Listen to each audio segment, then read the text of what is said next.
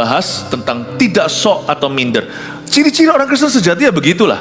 Kalau Anda lihat orang Kristen yang sok, apalagi sok karena materi, gak ada yang namanya sombong rohani karena ministry.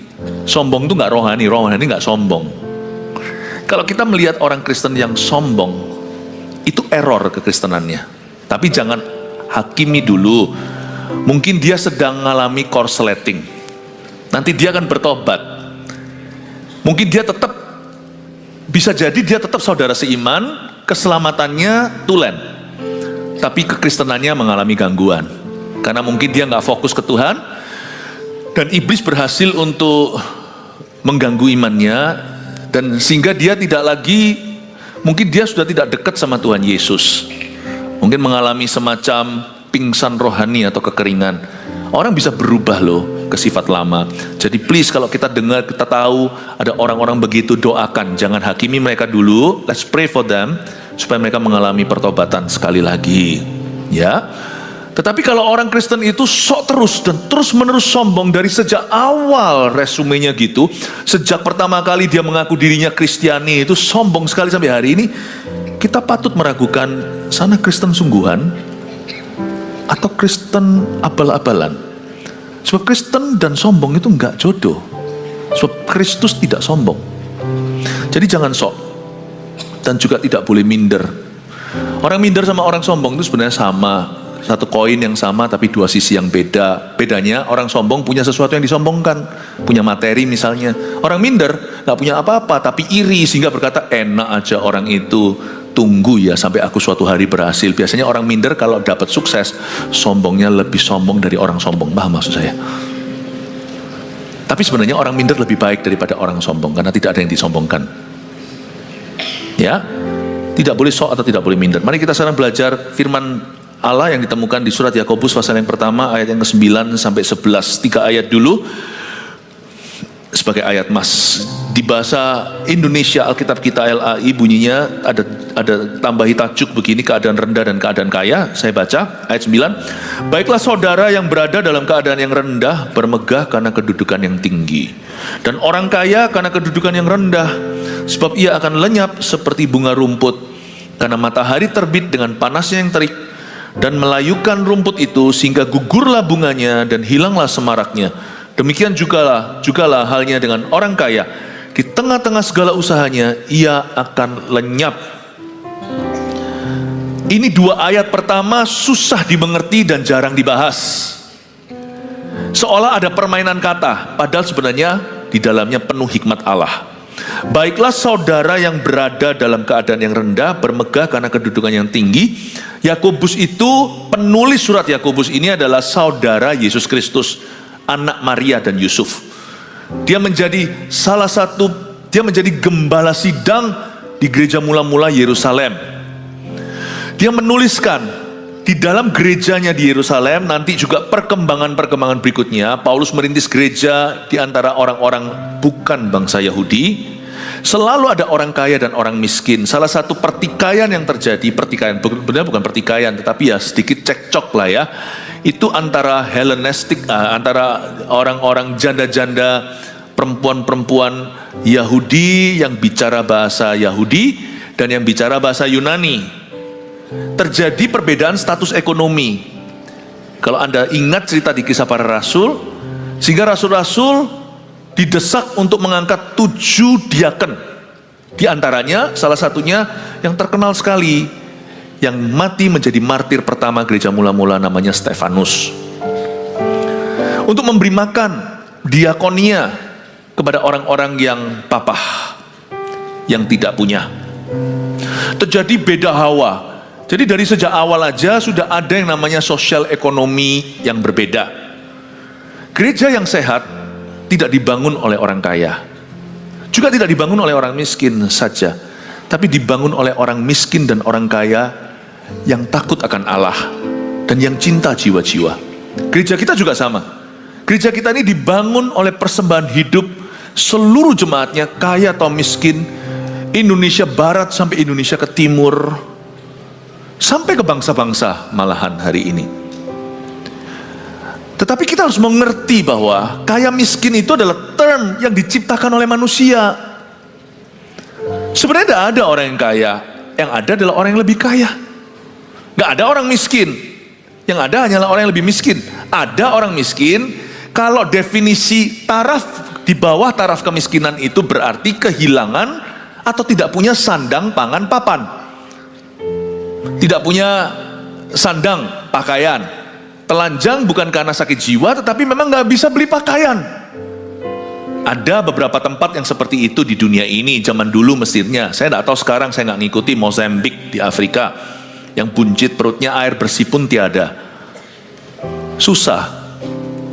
Pangan, makanan karena kelaparan, papan karena tidak punya rumah, bukan karena homeless di jalanan by choice atau oleh karena pilihan. Karena memang yang beredar uang di jalanan itu ada mafianya, itu jumlahnya miliaran setiap hari. Nggak tentu sungguh-sungguh orang miskin karena nasib, tapi karena memang justru membisniskan belas kasihan. Kecuali orang-orang yang tidak punya sandang, pangan, papan bukan karena kehendak mereka, maka jarang kita bisa katakan seseorang itu miskin. Lebih miskin mungkin dari orang lain. Tidak sekaya orang-orang tertentu, apalagi yang cuma 1% di dalam masyarakat. Ekonomi mungkin dipegang dengan segelintir orang. Tapi orang miskin yang sungguh-sungguhan ada di dunia ini bisa jadi karena korban perang. Biasanya ada masalah-masalah sosial di negara mereka. Misalnya terjadi civil wars, terjadi perang saudara. Maka sungguh-sungguh kemiskinan itu suatu realita. Sebenarnya miskin itu perasaan, kalau bukan karena sandang pangan papan. Kaya juga perasaan gaya, karena kita merasa kita lebih kaya dari orang-orang tertentu atau orang banyak. Tapi ada pepatah dalam bahasa Chinese, isan yu isan kau. Gunung, ada gunung yang lebih tinggi. Semeru, jangan gaya, ada Himalaya. Saya mau Anda mengerti dulu bahwa term ini susah, supaya kita mengerti bahwa, supaya kita jangan sampai menjadikan materi kita, status kita, apalagi di hadapan Allah. Bahaya. Never do that. Misalnya kalau disebut kaya itu apa? Saya masuk ke filosofi dulu ya. Saya ajak Anda berfilsafat, tapi filsafat firman, bukan filsafat manusiawi. Bukan filsafat manusia, tapi filsafat kebenaran. Kalau misalnya contohnya 1 miliar itu, orang punya 1 miliar itu kaya deh, yang punya 1 M. Oke, kalau kita yang punya 999.900.000, kaya nggak? Oh ya, tetap kaya lah, kan cuman bedanya 100.000 doang. Oke. Kalau kita yang punya 990 juta, jarak 10 juta, kaya nggak? Ya masih kaya lah. Kenapa? Ukurannya siapa? Kita lah. Waduh, aku kalau punya uang segitu, bisa tutup utangku. Oke, 990 kaya ya, berarti 800 juta kaya nggak? Oh ya kaya. Oke, terus turunin lagi, 800 juta kaya. Oke ya, udah ya, utuh ya, batasnya ya, lebih dari itu perlu visa loh, perlu imigrasi. 799 juta kaya nggak? Ya masih kaya lah. Tunggu dulu. Kalau orang itu tadi beranjak dari 1 miliar 799 juta, dia merasa dia sudah jatuh. Aku kehilangan 200 juta, 201 juta. Wah, sakit hati nih kalau itu hilang di meja judi. Tapi kalau kita nggak punya 100 juta, kita lihat, wah 790 juta ya aku kaya tetap. Berarti saya mau ajak Anda untuk bingung. Semua itu rekayasa, kecuali sandang pangan papan. Saya tidak meniadakan fakta dan realita bahwa ada orang yang tinggal dalam taraf kemiskinan, di bawah taraf kemiskinan. Biasanya juga karena korban perang. Jadi masalah sesungguhnya itu tidak selalu ekonomi, bisa juga terjadi karena war in the land. Terjadi persoalan politik yang serius di negeri. Kelaparan juga bisa karena bencana alam. Ya, bisa juga karena itu. We have to look into the real problem. Setiap problem ekonomi itu pasti ada problem yang mendasari, itu pasti ada sesuatu. Paham ini ya Bapak Ibu ya? Tapi kalau kita tidak punya masalah sampai pada taraf sandang pangan papan, nggak apa-apa, hidup kontrakan, tapi masih bisa ngontrak. Kita harus bisa merangkak dari sana, bersyukur dulu dan mengelola talenta, dan percaya Tuhan sanggup memberkati kita dari situ. Berikan tepuk tangan untuk Tuhan Yesus. Yang penting hatimu tidak iri. Saya masa yang punya 1 miliar tadi. Nah tadi itu belum selesai loh, saya ajak Anda bingung. 790 juta turunkan terus sampai 100 juta. Ulang lagi seperti 1 miliar tadi. Kalau 100 juta, kaya nggak? Ya kaya lah. 99 juta gimana? Jarak cuma 1 juta. Turunin sampai 100 ribu. Kaya nggak 100 ribu yang punya 100 ribu? Kalau ada orang tukang parkir liar di jalan, Anda kasih 100 ribu, dia langsung merasa hari itu dia kungsi fatcoy. Satu mobil parkir 5 menit kasih 100 ribu, kaya lah. It depends my friend. It depends. Anda lihat dari perspektif apa? Jangan lihat orang lain.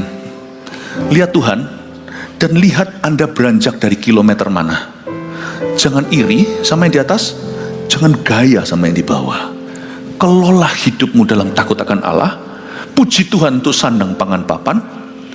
Asal ada makan, kata tertulis di Perjanjian Baru, asal ada pakaian.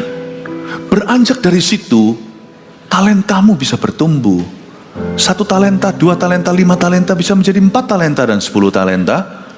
Dan pastikan hidup kita itu berjalan sesuai dengan firman Allah. Hidup dalam firman itu lebih baik dari yin dan yang. Sebab Tuhan kita itu seimbang. Gak usah pakai filosofi dunia, gak perlu pakai embel-embel superstisi. Tuhan itu selalu akan mengimbangi. Asal kita hidup dalam kebenaran, hidup kita gak akan timpang. Kaya tidak akan salah, miskin tidak akan papah. Karena Tuhan pasti akan memelihara dan Tuhan pasti akan menuntun. Kita punya satu jalan aja. Mereka hendak berjalan makin lama makin kuat, hendak menghadap Allah di Sion. Ekonomi bukan kutukan, tapi kerohanian yang salah itu kutukan sebenarnya. Asal manusia rohmu benar, dari sana apapun bisa Anda kelola menjadi sesuatu. Wong 5 roti 2 ikan aja bisa kasih makan 5.000 orang kok. Yang percaya kasih tepuk tangan untuk Tuhan sekali lagi. Saya ngomong begini supaya jangan ada di sini yang juling rohani. Jangan mau dibingungkan oleh setan dan pikiran kita yang bulat sendiri.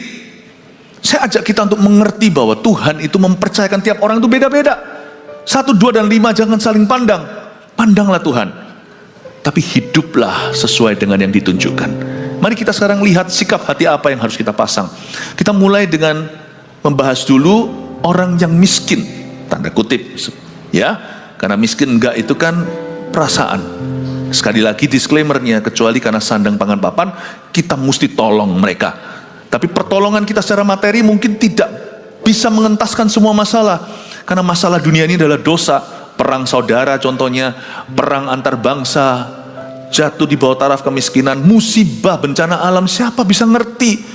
Tapi kita mesti lakukan bagian kita. Salah satu bagian gereja itu tentunya adalah membantu orang miskin di masyarakat. Tapi bukan itu satu-satunya. Kalau kita kira itu yang bisa mengubah dunia, kita salah. Yesus peduli nggak sama orang miskin? Sangat. Bahkan bukan hanya orang miskin, tapi orang yang pada saat itu terjebak tidak punya makanan, 5.000 orang. Yesus kasih makan nggak tuh? Dari 5 roti 2 ikan, dikasih sama Tuhan. Tuhan nggak kasih mereka Injil doang. Tuhan hanya kasih mereka sembuh, kasih mereka Roh Kudus. Tuhan kasih mereka roti, sekalipun manusia tidak hidup dari roti saja, tapi dari setiap firman. Tuhan kasih mereka makan. Jangan kita injili hati yang kosong, kalau perut mereka kosong pula, kita harus kasih makan juga.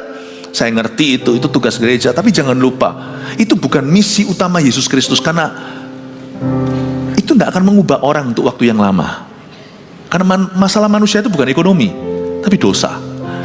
Karena itu Yesus memberi 5.000 orang makan itu on the way, OTW, dalam perjalanannya naik ke kayu salibnya di Kalvari atau Golgota.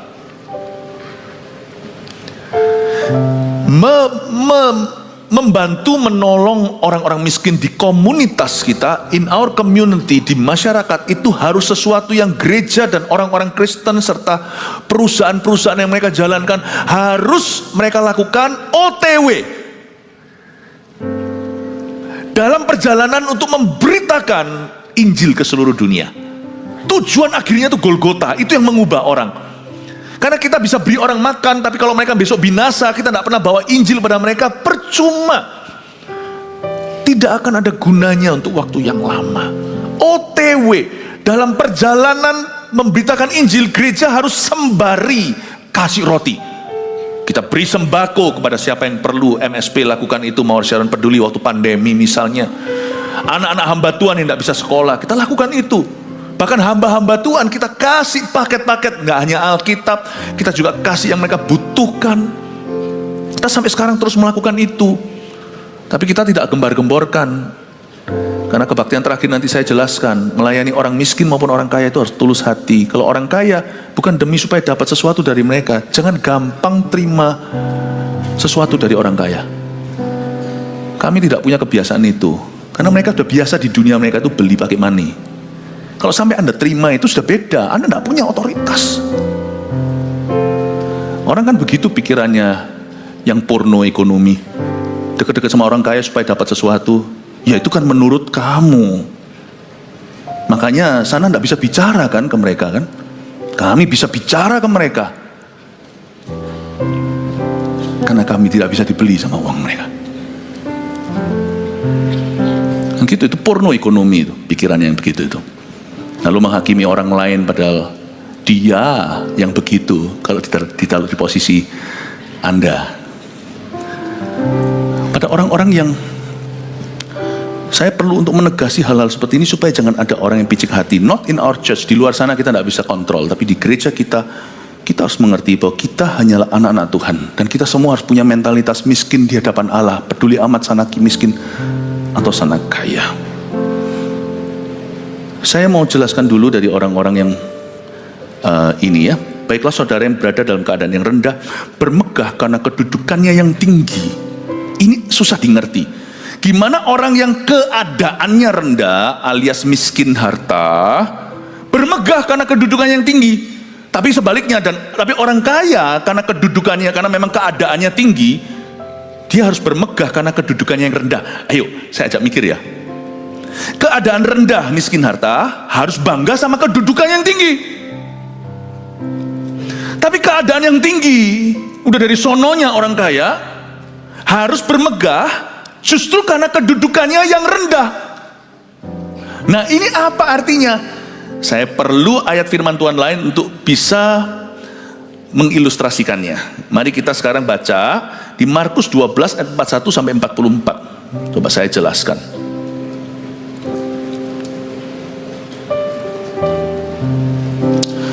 Persembahan seorang janda miskin. Pada suatu kali Yesus duduk menghadapi peti persembahan dan memperhatikan bagaimana orang banyak memasukkan uang ke dalam peti itu. Banyak orang kaya memberi jumlah yang besar. Lumrah lah. Ya, itu memang keadaannya. Mereka memang bertindak sesuai dengan keadaan mereka.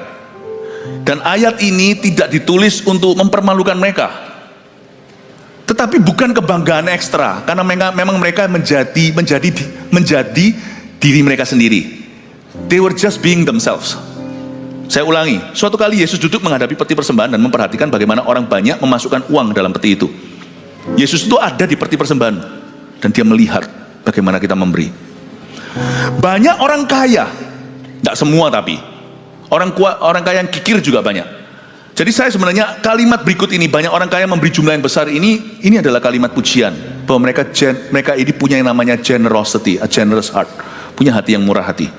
Banyak orang kaya memberi jumlah yang besar, ya, tapi bukan kemuliaan ekstra. Lalu datanglah seorang janda yang miskin, inilah kon cerita. Lalu datanglah seorang janda yang miskin dan ia memasukkan 2 peser, yaitu 1 duit. Maka dipanggilnya murid-muridnya dan berkata kepada mereka, aku berkata kepadamu, sesungguhnya janda miskin ini memberi lebih banyak daripada semua orang yang memasukkan uang ke dalam peti persembahan. Kalkulasi Tuhan ini beda. Dia berkata, satu orang ini persembahannya melebihi dalam neraca Allah semua orang kaya tadi yang memasukkan uang ke dalam peti persembahan ini. Kok bisa? Ini bukan hitung persembahan, tapi Tuhan ingin memberi kita sebuah pelajaran yang luar biasa. Sebab mereka semua memberi dari kelimpahannya. Karena orang kaya yang banyak tadi itu memberi banyak pula. Karena mereka memberi dari kelimpahannya, sudah selumrahnya, sudah sepatutnya. Tapi orang kaya yang kikir akan cerca oleh masyarakat. Tapi orang kaya yang memberi hartanya itu sudah sesuai dengan aplikasi dan ekspektasi semua orang. Oke? Tapi janda ini mengejutkan semua orang. Bahkan Yesus pun seolah-olah terkejut padahal beliau maha tahu. Karena tidak ada orang expect dia akan begitu. Tidak ada orang mengharapkan. Tapi janda ini memberi dari kekurangannya. Semua yang ada padanya yaitu seluruh nafkahnya. Ayat 42 diulangi, lalu datanglah seorang janda yang miskin. Coba bayangkan intimidasi di ruangan itu. Misalnya itu ada suatu persekutuan doa konglomerat semua. Kantong persembahan diberikan. Pikiran janda itu bisa seperti ini. Kalau ini dia mikir begitu, ini mental kemiskinan. Kemiskinan itu bukan soal harta tapi mentality. Tapi Tuhan memuji janda ini karena dia tidak punya mentalitas demikian. Kalau kita jadi janda itu pasti mikir apa? Persembahanku itu apakah ada bedanya aku kasih atau enggak? Ayo. Jikalau kantong ya, cara gereja lama kolekte beredar, saya yakin kalau sana nulis cek itu miliar, yang sini masukkan ratusan juta minimal atau puluhan juta atau jutaan, masukin semua. Waktu kantong itu sampai ke kita yang melarat, saya yakin kita tidak akan kasih. Kenapa?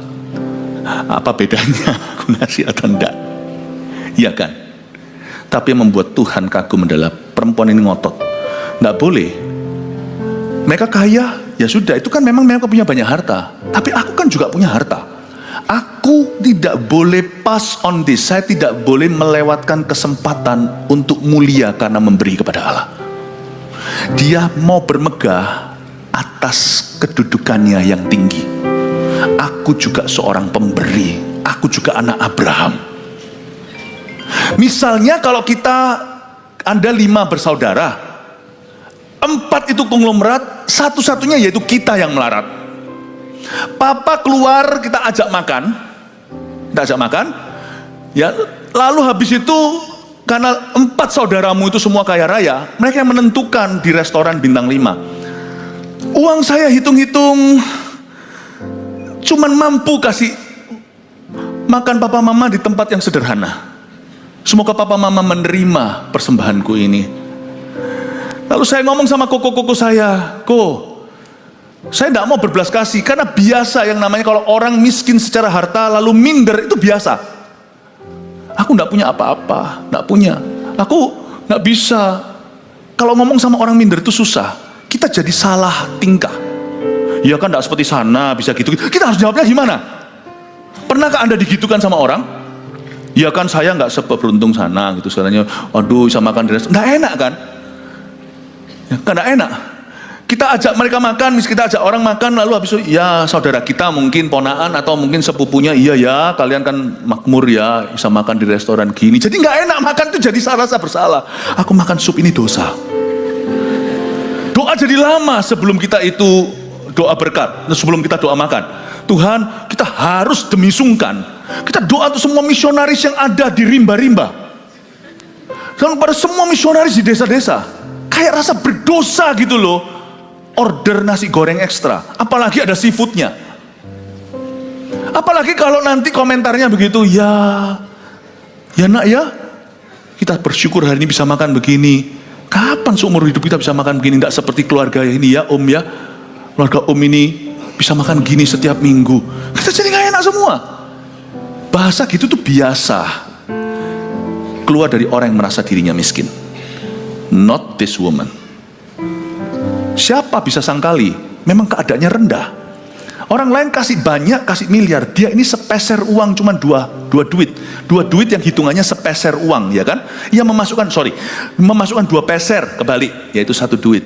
Tapi waktu dia lihat uangnya nggak cukup, tapi malahan deg-deg hati. Kakak-kakaknya semua order bintang 5 restorannya. Papa mama makan di sana, tapi untungnya papa mamanya bijaksana seperti Yesus.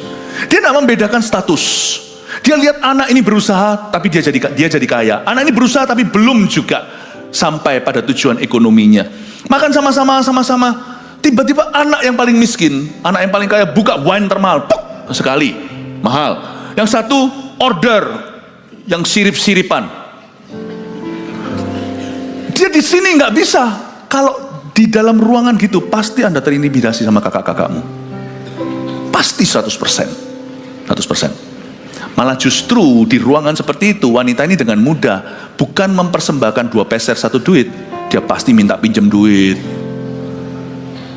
Bisa nggak sana spare me some peser, bahasa Inggris campuran Indo. Bisa nggak saya dapat sedikit lah, 1-2 peser lah, kan sana kaya kan. Kalau yang gitu terdengar di masyarakat. Orang Kristen kalau nggak lebih bagus dari itu, nggak bisa memuliakan Tuhan. Orang Kristen yang miskin ada, orang non-Kristen yang miskin ada. Orang Kristen yang miskin harus berada di atas orang-orang Kristen, orang non-Kristen yang miskin. Dalam hal wibawa dan buah-buah roh. Harus beda. Karena mereka miskin tanpa mengenal Allah. Kita miskin di hadapan Allah. Harus beda. Kalau orang melarat di tengah-tengah konglomerat, biasa mereka akan meminta sepeser 2 peser, atau minta kemurahan, minta bantuan, minta pertolongan, minta pinjaman. Tapi pikiran dia bukan untuk dirinya. Oke, sana punya banyak miliaran, aku cuma punya 1 duit, yaitu 2 peser aja.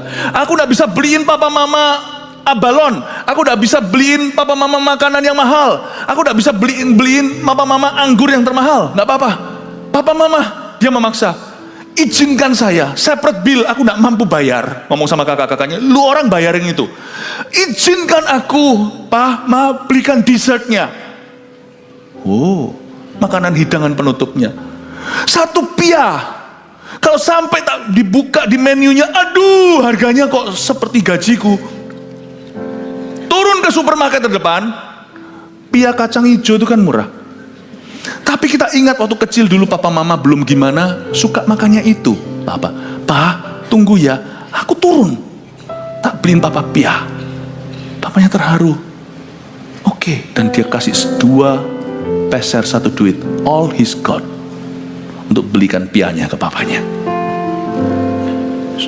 Supaya dia merasa, aku tidak perlu dibelas kasihin, Hani, Ci, aku tidak perlu dibelas kasihani. Bukan sombong, bukan. Aku berusaha kok. Aku cuma punya sepeser, 1 duit, 2 peser ini bukan karena aku itu ngutang sama orang, bukan karena aku jatuh bangkrut, tapi memang aku pelan dapat profitnya. Aku tidak perlu dikasihani. Kalau aku perlu minta tolong, pasti aku minta tolong sebagai keluarga. Tapi ini sekarang adalah hari besarnya papa mama. Kalian bisa kasih makan karena kalian punya uang. Puji Tuhan, aku bersyukur untuk kamu. Sukses ya, Ko. Tapi aku masih mau beli, aku bisa beliin papa kacang hijau, piah kacang hijau. Aku tidak mau ketinggalan. Ini adalah suatu kedudukan yang tinggi. Aku sama anaknya di antara kita berlima. Aku mau berbuat sesuatu untuk ayahku. Thank you, kalian take care bil-bil yang lain yang aku tidak bisa dengan persembahanmu yang banyak. Aku bersyukur punya saudara seperti kalian. Papa mama terpelihara. Tapi aku pasti akan berbakti. Yang kayak gitu nggak kedengaran. Biasanya kalau melarat di tengah konglomerat pasti minta bantuan. Dia enggak, aku mau mengambil bagian. Kolektor kalau lewat misalnya, nggak mungkin. Apa bedanya? Sana ngasih situ ngasih segitu. Apa bedanya yang kucemplungkan, kumasukkan di sini atau tidak? No, beda nggak beda. Hanya ini Tuhan persembahanku. Orang bisa memberi dari kelimpahan. Aku mau ambil bagian dalam pekerjaan Tuhan. Aku tetap akan memberikan. Itu beda. Itu mentalitas namanya. Kaya itu kan miskin hanya harta atau hanya materi. Mentality itu pilihan hati. Bapak ibu saudara, ini yang kenapa kamu tidak terintimidasi di tengah-tengah orang-orang yang kaya luar biasa di satu ruangan? Dia tetap maju, mungkin dengan agak minder-minder, tapi dia tidak ikuti keminderannya. Dia memasukkan persembahan itu di hadapan Yesus. Dia masukkan ke sana dengan tulus. Dan Yesus berkata, yang ini berguna, persembahan ini. Yang ini mulia. Karena ini lebih banyak, ini jauh lebih berguna. Ini bisa tutup berbagai macam bills. Tapi aku tidak akan pernah lupakan orang ini memberi. Jikalau orang ini kuberi kekayaan, mereka akan memberi lebih dari orang-orang kaya ini. Cuma dia belum diberikan berkah itu aja sama Tuhan. Paham maksud saya Bapak Ibu Saudara? Dari sini kita mengerti ayat ini. Berbahagialah, baiklah saudara yang berada dalam keadaan yang rendah, bermegah karena kedudukannya yang tinggi. Jangan ada pikiran, apa bedanya ada aku atau tidak. No. Pengabdian kepada Tuhan itu personal. Aku mau tetap ambil andil di dalam pekerjaan Tuhan. Dan dalam mentalitas, jangan mau dirimu dibelas kasihani. Minta tolong harus perlu. Yang lebih kasihan adalah orang yang sudah miskin harta, gengsinya tinggi selangit. Gak ada salahnya kita itu minta tolong. Kalau itu sah, misalnya kita kenal seseorang, aku gak minta dibelas kasihani. Jangan gampang makan bubur. Ada pepatah Chinese bilang begitu. Jangan makan nasi lunak.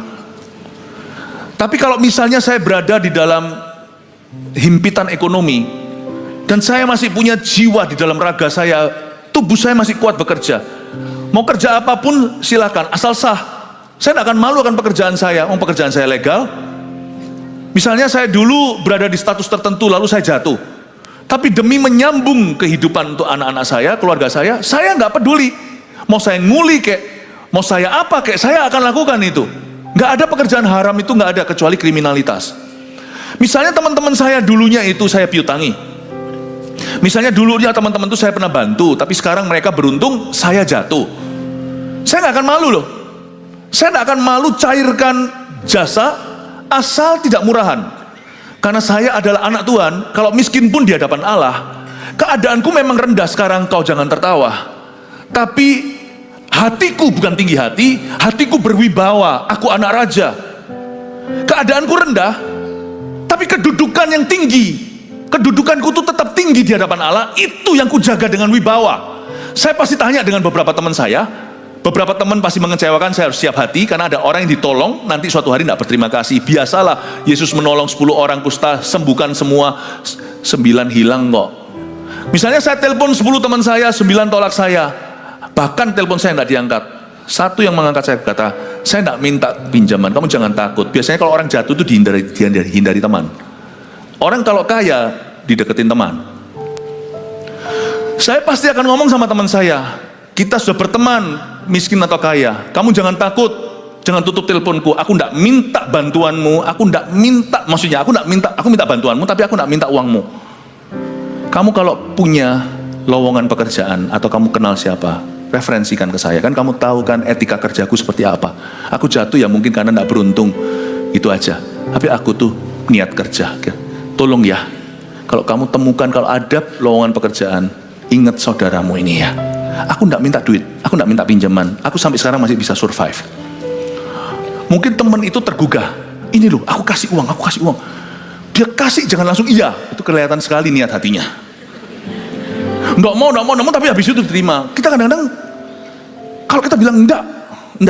Kecuali kalau sungguhan itu orang mau memberi, dia pasti akan mendesaknya sampai titik memalukan. Yang kayak gitu, jangan malu-maluin. Kalau memang itu berkatmu hari itu, anggaplah itu sebagai pinjaman. Nanti pada waktu Anda suatu hari berhasil, sekalipun itu pemberian bukan pinjaman, ingatlah jasa orang itu. Jangan lupa, kalau roda berputar naik ke atas atau turun ke bawah, waktu suatu hari orang yang memiutangimu, meskipun itu bukan dalam bentuk hutang piutang, tapi bentuk kasih, justru kau harus ingat orang itu.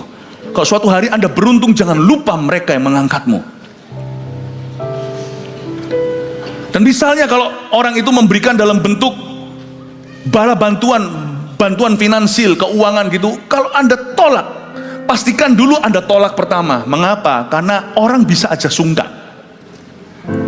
Kalau Anda tolak pertama, dia berkata, ya sudah, berarti itu konfirmasi. Orang itu tidak 100% ingin memberi, mungkin dia mau, istrinya nggak mau. Jangan Anda berdiri di antara suami istri jadi alasan cekcok mereka nanti. Ngapain kamu bantu temanmu? Teman Anda rela, tapi nyonyanya nggak mau, atau sebaliknya. Anda tolak pertama. Jangan mentang-mentang sini miskin misalnya, semua harus diterima.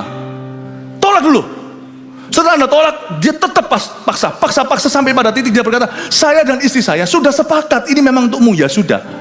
Ketika Anda terima, Anda berkata terima kasih. Tapi tujuan utamamu bukan money. Kalau Anda telepon orang begitu, aku minta kerjaan. Kalau memang sana ada kerjaan, tolong beritahu saya. Saya siap ceklok pagi, ceklok malam, tidak ada satupun uang akan saya korupsi. Saya pasti akan bekerja dengan sungguh-sungguh, karena pekerjaan yang mapan sekarang adalah dambaan agar saya bisa menyambung kehidupan. Tolong ya bro, kalau ingat-ingat aku ya. Yusuf lakukan itu di penjara. Waktu kamu diangkat, ingat saya. Dilupakan sama salah satunya. Yang satunya berapa tahun kemudian baru ingat, itu tukang roti, tukang juru minum. It's okay untuk minta tolong. Apa yang lebih kasihan adalah orang miskin dan gengsinya segunung. Tapi juga sama parahnya kalau orang kaya yang gaya.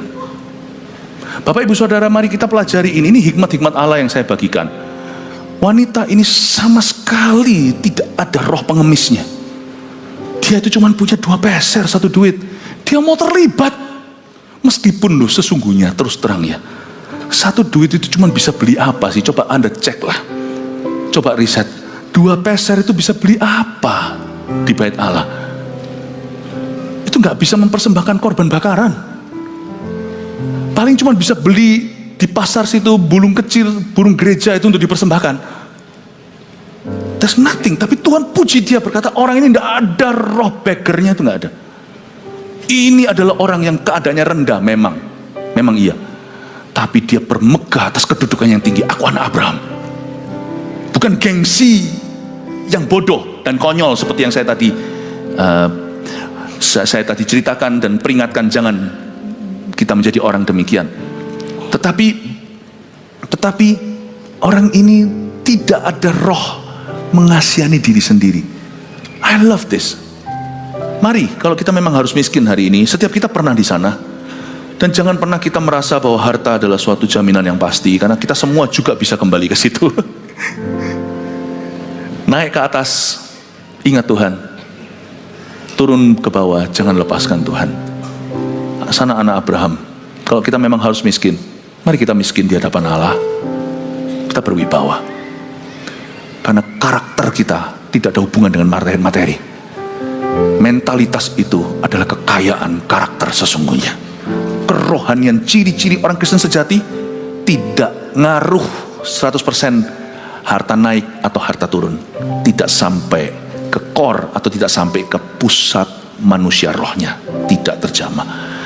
Saya ajak Anda sekarang melihat dari sisi orang kaya. Ayat 10, dan orang kaya karena kedudukannya rendah, sebab ia akan lenyap seperti bunga rumput. Orang kaya keadaannya kan tinggi. Dia harus bermegah karena kedudukannya yang rendah. Saya kasih ilustrasi. Buka sekarang dengan saya di Lukas 14 ayat 7 sampai 11. Lukas 14 ayat 7 sampai 11. Jadi ayat ini Yesus bukan anti kaya bela miskin loh ya. Enggak sama sekali. Apalagi di kitab Yakobus ini, seperti yang saya katakan tadi, di gereja mula-mula sampai gereja-gereja non-Yahudi selalu ada orang kaya dan orang miskin yang sama-sama menyembah di satu gereja. Misalnya beda profesi pun ada yang jomplang sekali, misalnya Filemon dan Onesimus. Yang satu adalah tuan, yang satu adalah hamba. Yang satu orang yang sangat berkuasa, dia cikal bakal GMS sampean. Gerejanya Paulus di Kolose itu betul-betul yang buka jalan, yang menyediakan tempat, karena memang dia punya berkat, memang ada tempat.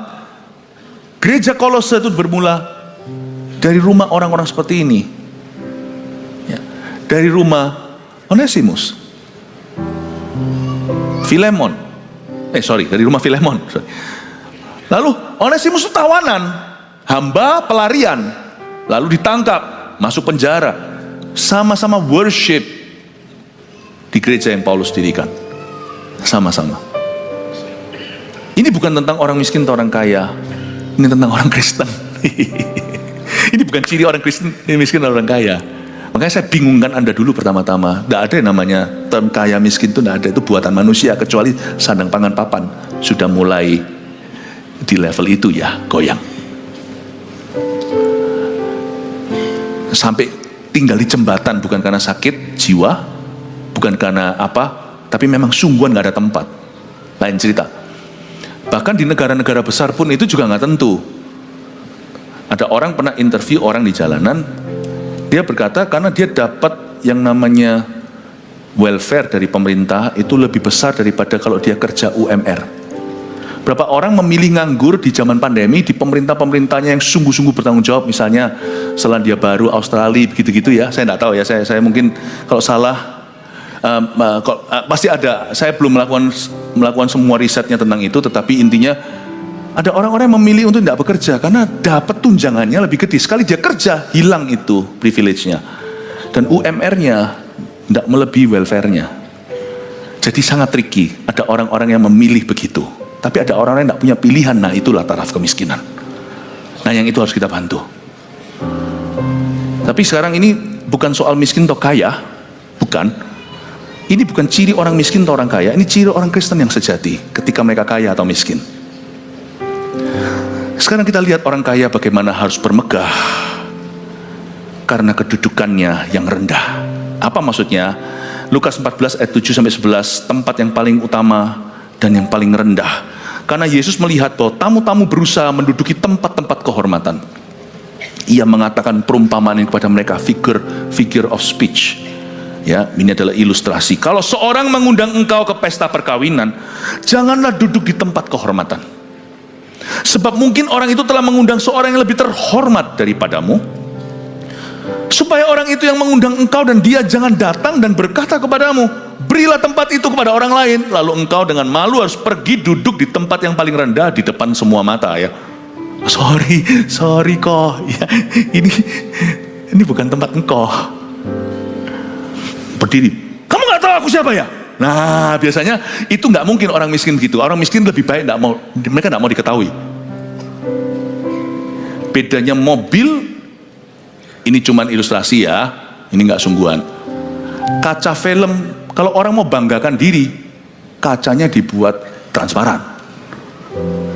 Tapi kenapa kalau orang ketangkep, misalnya ditangkap karena kriminalitas, tutup semuanya? Karena ketika orang di posisi bawah, dia tidak mau cerita. Tapi ketika dia di atas, dia mau bangga. Bapak ibu saudara, orang yang berkata, lu gak tahu gua siapa, itu biasanya bukan orang miskin. Tapi orang yang berpengaruh, punya kedudukan yang tinggi. Dan orang ini, Tuhan berkata, kamu jangan cari tempat yang terutama. Ayat 10, tapi apabila engkau diundang, pergilah duduk di tempat yang paling rendah. Ingat tadi, dan kepada mereka yang kaya, hai saudara-saudara, kepada Anda yang berada, firman dengan jelas dan tegas berkata, bermegahlah karena kedudukanmu yang rendah.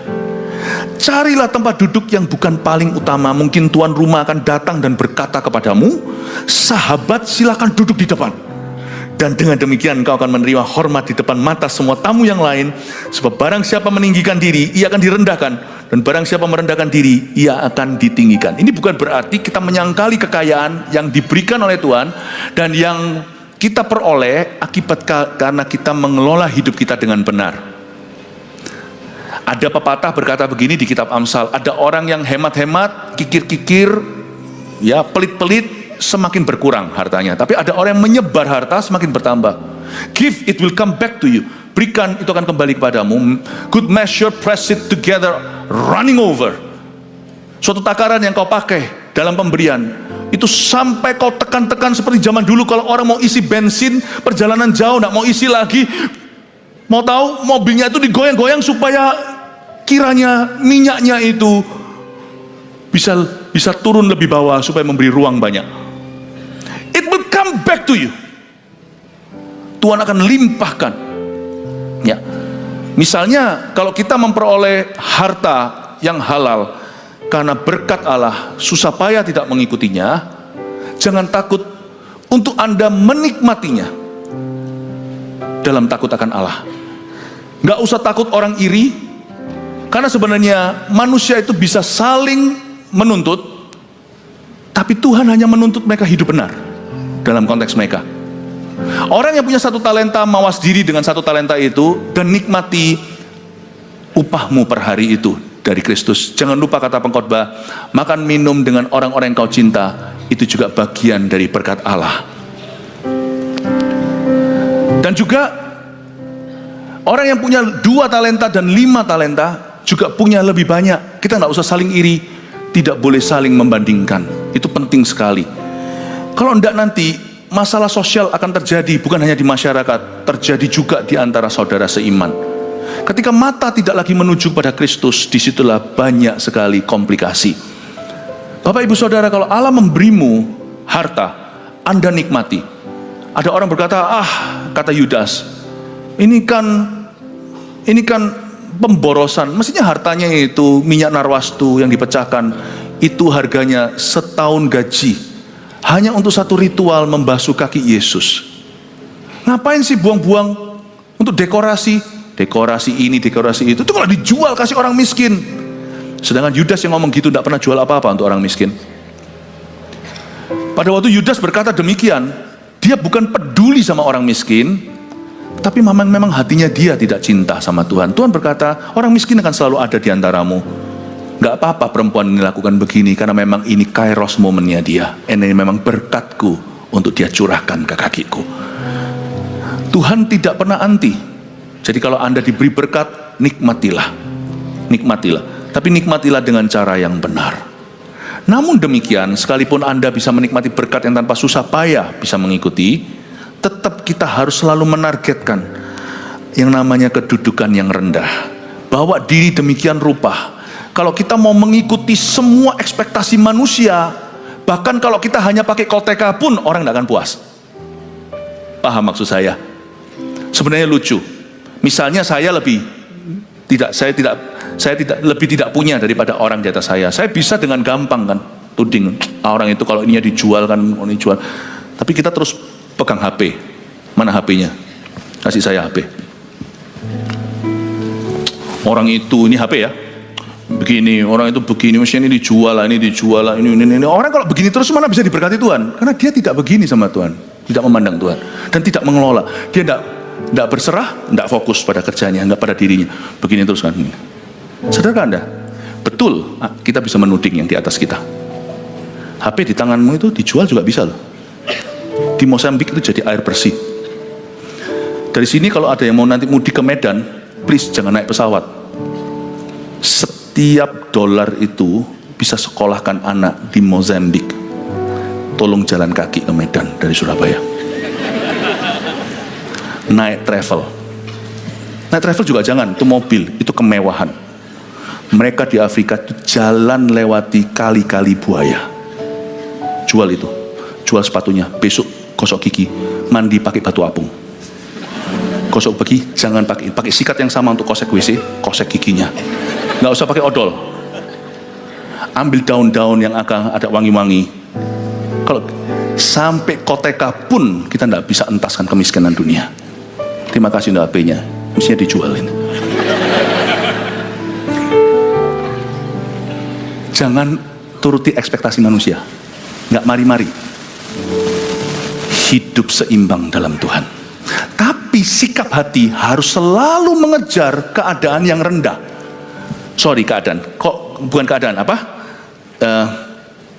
Kedudukan yang rendah. Maka Tuhan dikatakan disebut barang siapa meninggikan diri, ayat 11, ia akan direndahkan. Barang siapa merendahkan diri, ia akan ditinggikan. Bayangkan, saya kasih satu ilustrasi, misalnya dalam gereja. Misalnya kalau ada orang kaya di dalam gereja, ya datang. Orang kaya itu yang berhasil bisnisnya, biasa.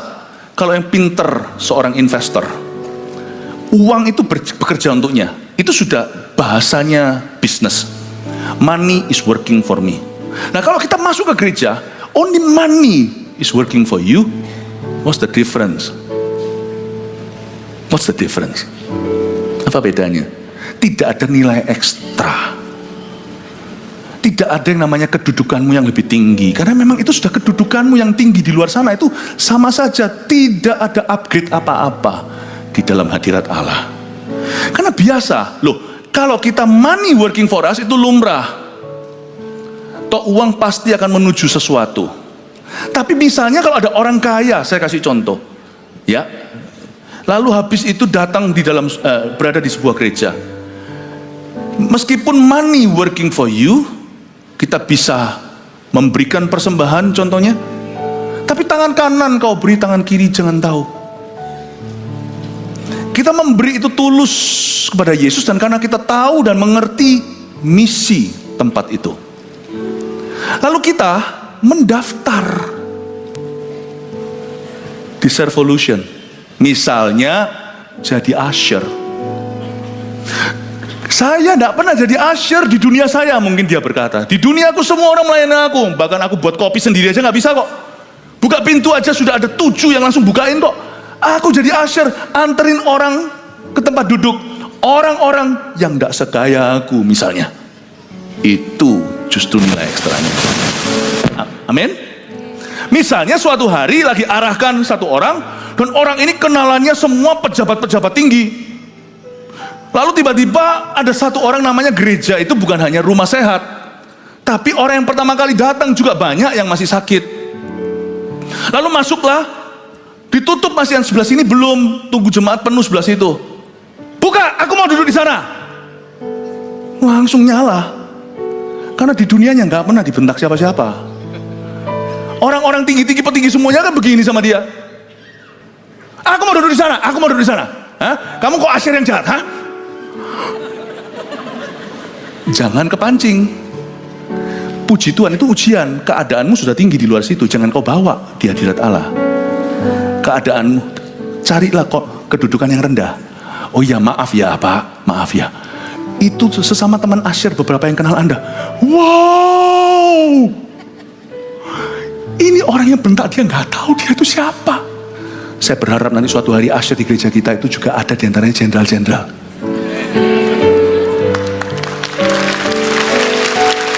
Tapi tolong simpan bintangmu. Di rumah Tuhan hanya ada satu bintang, bintang timur, Yesus Kristus. Lalu setelah dibentak, lah kalau dia dibentak, keluar semuanya bodyguardnya. Kalau memang ada, suruh duduk di kantin bodyguardnya sebentar, cuti. Suruh jadi jemaat. Anda jangan ada kalau Anda pelayan Tuhan. Maaf, ya Pak, dijelaskan. Mukanya mungkin merah, tidak pernah dia digitukan. Tolong Pak, ini daerah yang begini. Tapi akhirnya ketua asyir yang jauh lebih miskin dari dia berkata sama dia, biarin Pak, nggak apa-apa. Kita jangan geger, kalau orang memang mau duduk di situ nggak apa-apa kok, tetap masuk surga gitu ya. Akhirnya diizinkan. Oke baik, silakan. Itu lain kali ya, jangan ketus-ketus kamu ya. Lalu duduk dia. Iya Pak, mundur. Itu semua sampai istrinya pun bisa nangis lihat dia. Ini orang kalau di kantornya kayak gitu, matilah korban bakaran. Itu pertumbuhan. Kalau your money works, itu biasa. Di bisnis juga gitu. Lalu setelah itu, belum selesai nih ceritanya. Tuhan itu kan plot twistnya banyak. Suatu hari di kantor, Anda mesti interview staf baru. Ternyata orang yang bentak Anda itulah aplikannya salah satu. Masuk, copotlah jantungnya, Bapak, iya. Silakan duduk.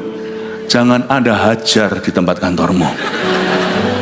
Itu orang kalau bukan Kristen, atau dia cuma datang ke gereja, cuma simpatisan, dia akan mengagumi imanmu. Anda akan wangi, akan membuat nama Kristus wangi. Itu baru Kristen sejati. Paham Bapak Ibu Saudara? 3 poin sini bawa pulang ke rumah. Semoga kita semuanya dalam roda ekonomi kita yang selalu akan berubah-ubah, tidak pernah lupa bahwa kita pada dasarnya hanyalah orang Kristen yang sejati saja. 1. Uang jangan dijadikan status dan alasan untuk sok atau minder. Beda satu orang dengan orang lain itu kaya dan miskin cuma satu kok. Masalah kita sama, sakit kita juga sama. Sakitnya orang banyak, orang kaya juga banyak. Ya, makan terlalu banyak daging juga bisa jadi masalah. Sebenarnya bedanya kita dengan satu dengan yang lain, sini lebih banyak, di akun banknya lebih keisi, sana enggak.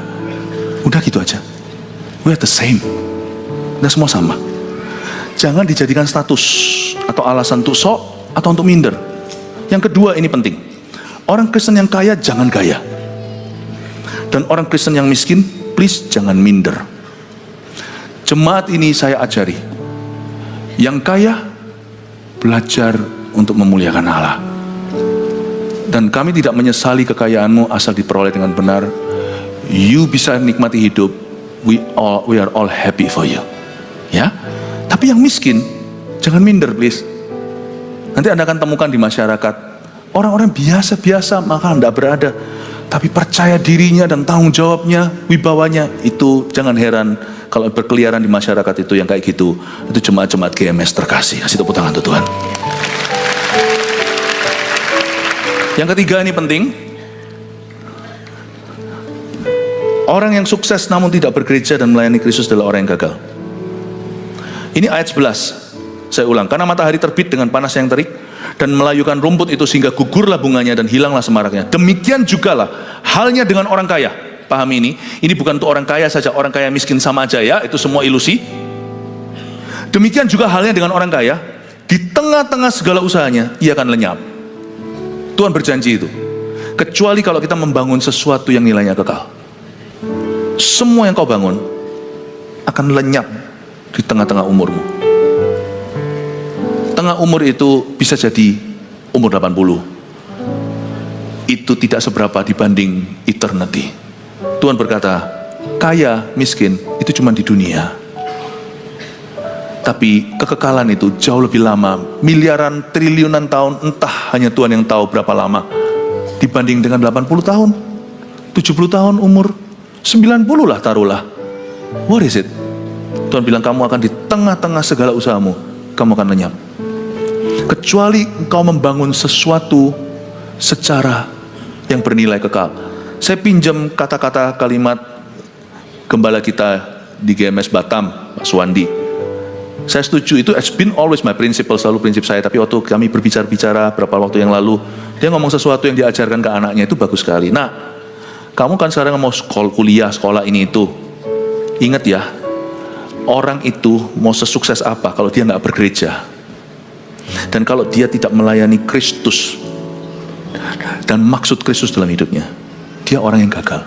I love it. Saya suka gembala-gembala kita itu punya prinsip-prinsip yang baik dan benar. Bahkan mengajarkan anaknya sendiri, kamu nanti kejar karir, ingat, kamu sesukses apapun, sekaya apapun, kalau kamu tidak bergereja, tertanam dan melayani umat Allah, dan kalau kamu tidak melayani maksud-maksud Allah dalam hidupmu, membangun sesuatu yang kekal, you are the most miserable man. Orang yang paling gagal di seluruh dunia. Terapkan itu, 3 poin ini munculkan sekaligus. Anda silakan mau foto. Mulai hari ini kita akan menjadi orang Kristen yang komitmen sejati luar dalam. Kaya miskin tidak masalah. They are just seasons of life. Mereka hanyalah musim kehidupan. Amin. Iya, ini ya. Silakan difoto dengan orang miskin yang ada di depannya. Miskin di hadapan Allah. Haleluya. I love you so much. I love you so much. Grow, bertumbuhlah. Mari kita semua bangkit berdiri.